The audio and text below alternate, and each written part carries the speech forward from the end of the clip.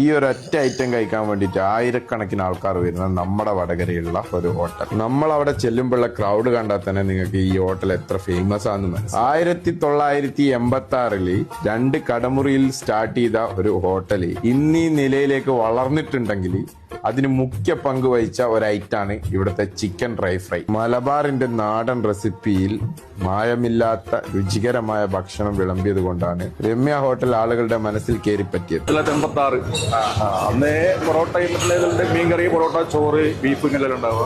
പിന്നെ നമ്മളപ്പോൾ ഇങ്ങനെ കയറി തന്നെ ചെയ്ത് മേലോട്ട് വന്ന് അപ്പോൾ നമ്മൾ ചിക്കൻ ഫ്രൈ, ബീഫ് ഫ്രൈ, മറ്റുള്ള ഒരുപാട് മീൻകറി, മീൻ തരങ്ങൾ, മറ്റുള്ള കല്ലുമ്മക്കായി, ചെമ്മീൻ, ആവൂലി, മാന്ത, അയക്കൂറ, ഇങ്ങനെ പലവിധ സാധനങ്ങളായിട്ട് ഇങ്ങനെ മുന്നോട്ട് കയറി വരുന്നു. ആദ്യം ചെറിയ 2 മുറിയാണ് നമ്മളെ ഭക്ഷണത്തിന്റെ ടേസ്റ്റും അതിന്റെ ആൾക്കാരെ കസ്റ്റമറെ രീതിയിൽ. അതുപോലെ നമ്മൾ അവിടുന്ന് കഴിച്ചതിൽ മസ്റ്റ് ട്രൈ ആയിട്ടുള്ള 2-3 ഐറ്റംസ് ഉണ്ട്. അതിലൊന്നാണ് ഈ ആവോല് പൊള്ളിച്ചത്. ഇവിടുത്തെ ചിക്കൻ ഡ്രൈ ഫ്രൈയും പിന്നെ ബീഫ് ഫ്രൈയും ഒരു രക്ഷയില്ല മക്കളെ.